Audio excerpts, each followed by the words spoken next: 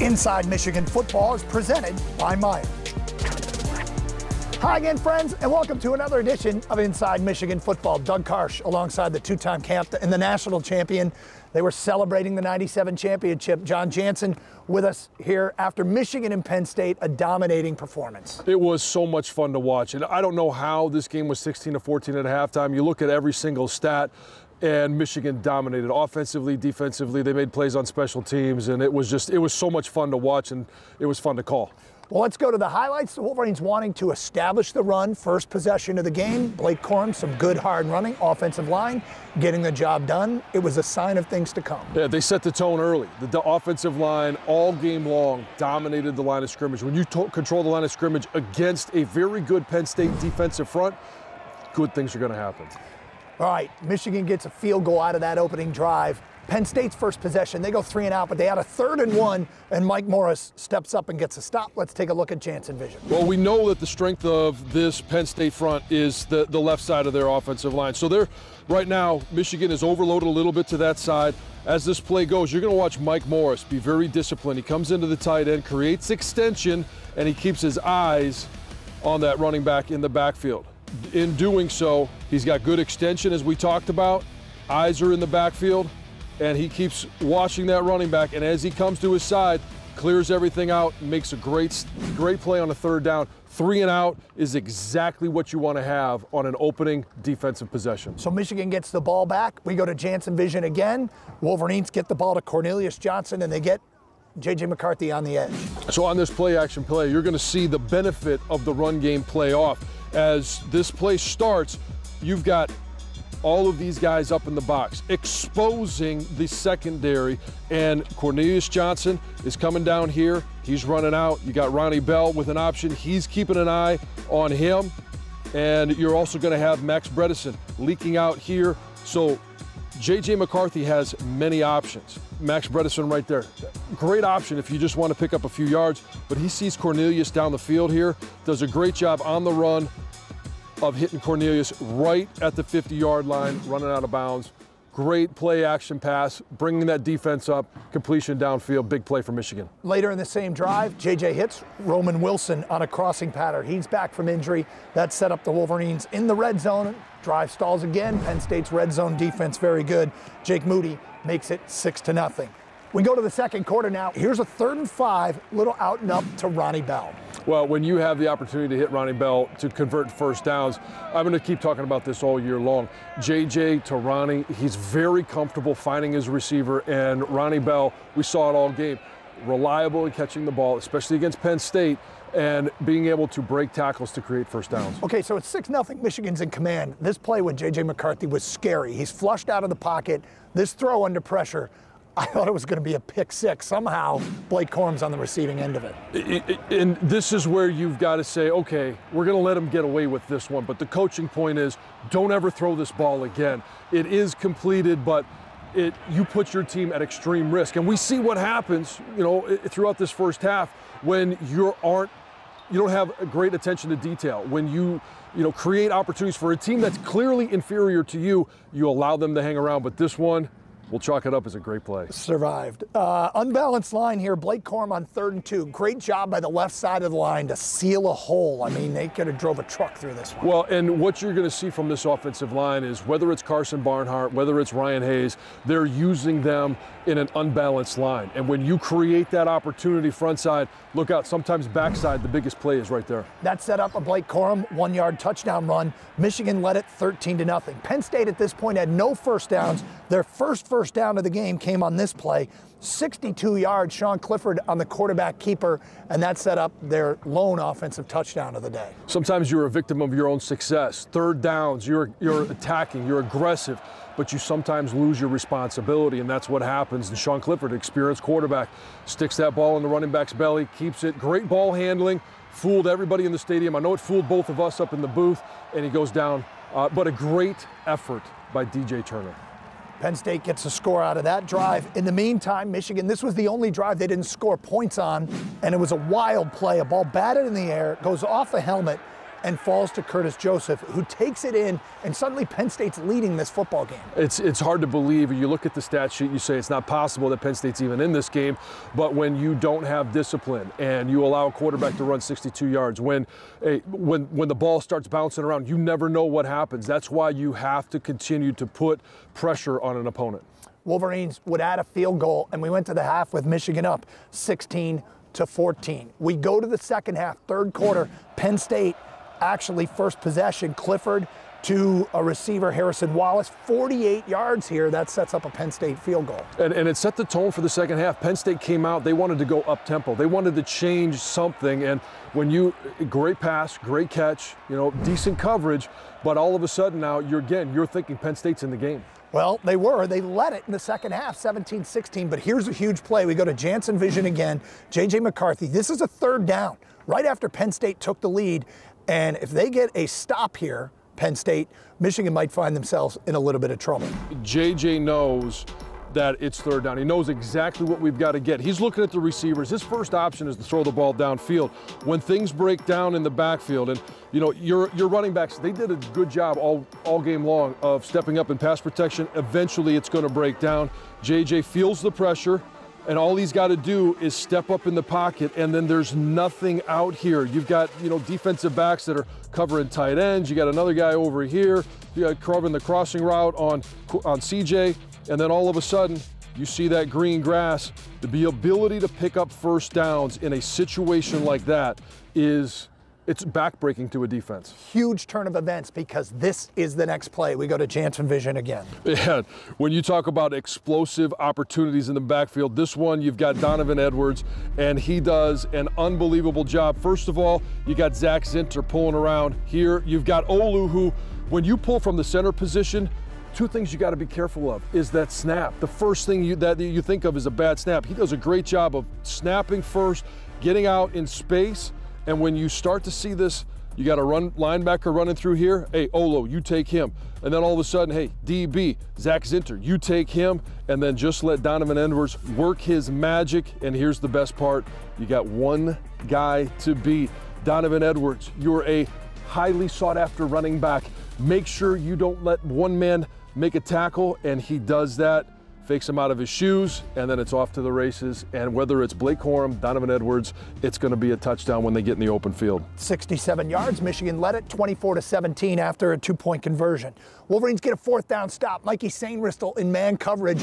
Clifford had nobody to throw to. He just fourth down tried to make a play, but Sainristil right there. Next play, Blake Corum, he will take it to the house, outrunning the defensive backs to the end zone. That's what we said. Hey, when you get these guys in the open field, good things happen. 67 yards by Donovan, 61 by Blake, and it completely blows this game wide open. 31-17. The Michigan pass rush has been the closer in recent weeks. Here's R.J. Moten on a sack on 3rd and 10, and that forces a Penn State punt. Well, when defensively you continue to force short possessions and the offense goes on 9-minute drives, 7-minute drives, 5-minute drives, that's when you get a 41-17 victory because of the dominant effort by both sides of the ball. All right, here's Ronnie Bell. This is a 3rd and 12. They throw short of the sticks, and this is just great individual effort to get this first down. Well, and when you talk about getting hit and yards after catch, he knows where he's got to get to. He knows at 3rd and 12, all right, I'm not going 12 yards to pick up this first down on reception. He takes the hit, keeps on running, picks up the first down. Blake Corum now 4th and 1. Wolverines line up, get the first down with Blake Corum. Against my better judgment. And for those of you that listened on the radio, I thought the better thing was to punt, play the field position game. But, hey, they had faith in their offensive line. They had faith in Blake Corum. When you have that ability, that confidence to pick up 3rd and 1, 4th and 1, it's a game changer. All right, here's Donovan Edwards out of the backfield. J.J. McCarthy finds his roommate wide open. I still don't know how some of these guys go undefended. Donovan Edwards coming out of the backfield, they know he can catch the ball. They know that he's a weapon, and then all of a sudden, he's wide open for a big play. That set up Jake Moody for another field goal, 34-17. Later, this was a backbreaker. Donovan Edwards on 3rd and 14. We go to Jansen Vision. What happens on this one? Donovan Edwards is patient. You get a double team up front here. You're manned up, and all they got to do is take care of one down lineman and a linebacker. And Donovan does a great job of seeing it, patience, and taking it down there, and then obviously controlling the football, getting down in here. That you see him stripping at the ball, keep rolling along. A great job by the offensive line and great awareness of Donovan to hold on to that football. Donovan Edwards scored a play later, 41-17. That just about did it. That was the final. Michigan has more yards rushing on Saturday, 418 yards on the ground. That was more yards on the ground against Penn State than they had given up all season in all 5 previous games combined. Everybody wants to know, is Michigan for real? Well, we know their rushing attack is. They go to Iowa and they dominate at the line of scrimmage. They face Penn State, a top 10 ranked team, and they completely dominate the line of scrimmage. So the Wolverines get the win. We'll go inside the Michigan locker room, hear from some players, and later, the Michigan head coach, Jim Harbaugh. You're watching Inside Michigan Football. Inside Michigan Football is brought to you by Meijer, presenting sponsor of the 2022 Michigan football season and proud supporter of hundreds of local sports teams across the Midwest. Welcome back. The Maize and Blue mashed the Nittany Lions on both sides of the ball. Their 418 yards rushing are the program's most since 2016, and they held Penn State to a total of 268 yards. Coach Moore, he implements just one word, and it's called smash, and that's exactly what the offensive line were doing. They were manhandling anybody that was in front of them. It was a fun game to be a part of. I told Coach Moore, like, middle of the third quarter when we were at, like, I want to say, like, 310 rushing yards, I was like, we got to get to 400. And then you saw that's the way they called the game for the rest of the game. They got lucky off of 2-3 plays. Like, it was, but we knew, I never questioned our success. I never questioned it because I knew deep down that we were the better team. Edwards sparked with his best day as a Wolverine, 173 yards and a pair of scores, his first career triple-digit game. It's about time, man. It's about time. I was waiting for it. I mean, I knew it was always in him. He's a fantastic player, and he just finally got his opportunities to show what he can do, and I was just so happy for him. I mean, he's a brother for life, and yeah, I'm just so proud of him. They dominated time of possession 42 minutes to 18 and ran an astonishing 53 plays in Penn State territory. It means the world because, you know, the way we grind, the way we've grinded since I got here in January, this is what you grind for, and this is what I came to Michigan for. We all just sit there like, oh, this is a beautiful test, beautiful opportunity to face some adversity and really show what we're made of. As we're finding out, they're made of something special. Grit, moxie, willpower are just some of the words that come to mind. Later in the show, I'll have the story on the newly named Lloyd Carr Tunnel. But next, John Jansen chats with head coach Jim Harbaugh. We're back after a short break. Today's conversation with Jim Harbaugh is brought to you by Meijer. Very dominant. Defense was dominant second half, especially in the third downs and the fourth downs. Offense over 400 yards rushing and didn't punt one time.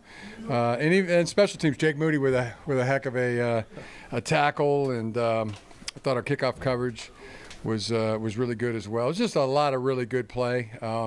But you know what? Like our guys were saying, Blake said it coming up the tunnel. It's on to Michigan State. Offensive line said, okay, that's great, but it's on to Michigan State. So that's what's on our minds. How important was it for the defense to set the tone early? Yeah, I thought the defense did a great job setting the tone, something we really talked about. Thought our offensive line really set the tone.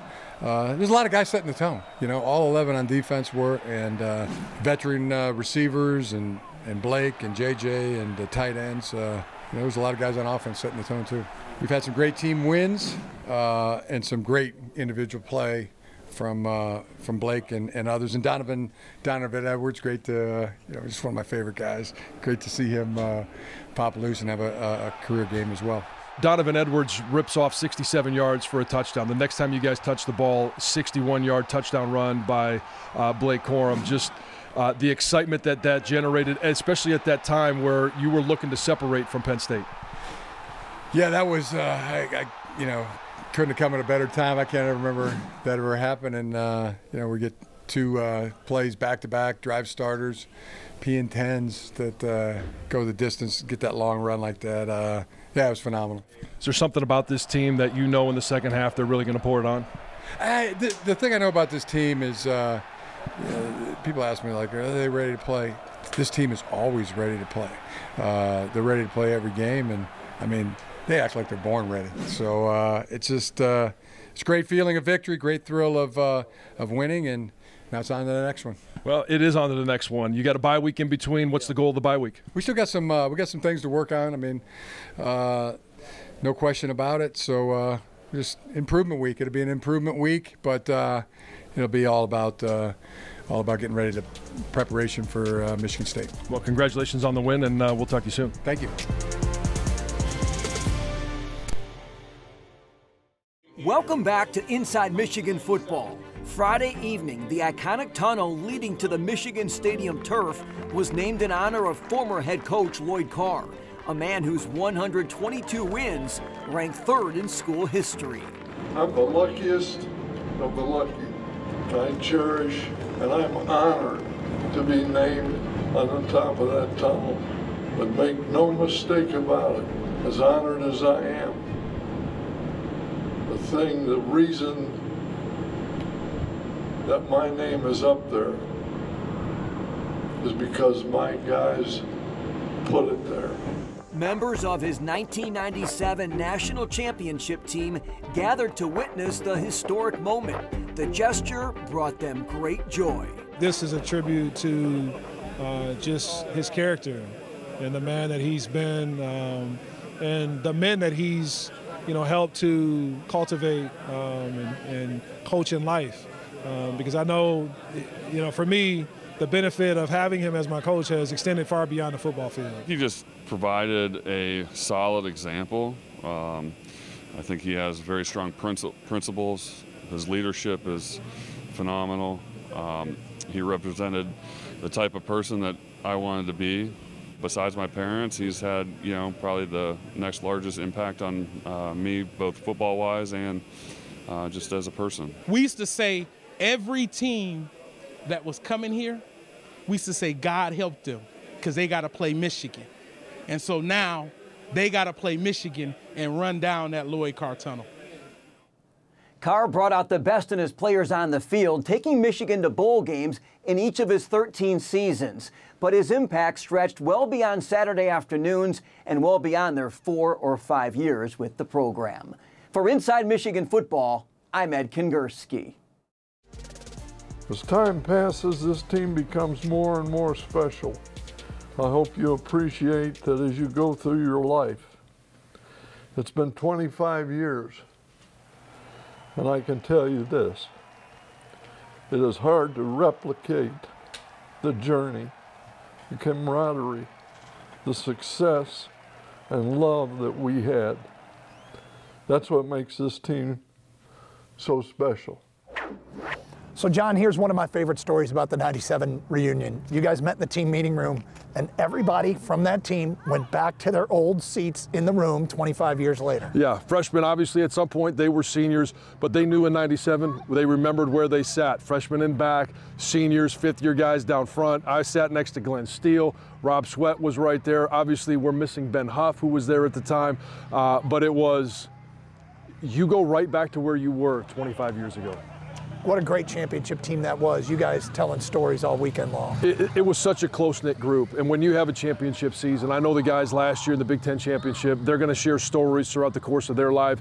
The national championship team, we have shared a lot of stories. But the one thing that Coach Carr talked about was how close this group was. And since we left 25 years ago, whether it's been Coach Carr and some of the things that he has gone through, that 97 team was there. When we've gone through them, we got guys that struggled through the pandemic. The team was there for each individual guy, and that means a lot to every single guy. Well, it's time now for our Alro Steel Man of the Week. And this week, it's Michigan kicker Jake Moody. 4 for 4 on field goals, but John, he made a tackle. Very reminiscent of Jay Feely and Remy Hamilton. Guys that you played with back in the day. He was fired up after the Back game. when men were men. It's nice to see that manhood is back. Kickers are men too. Maybe. You got to give him credit. Let's not get carried away. You got to give him credit. I'm on record saying this. I can't say that. Michigan got the win over Penn State. We'll see you next week here on Inside Michigan Football. Inside Michigan Football is brought to you by Meijer, presenting sponsor of the 2022 Michigan football season and proud supporter of hundreds of local sports teams across the Midwest. JJ hands it off to Edwards, running right. He's got a hole to the 40, to the 50. One man to beat. He cuts inside.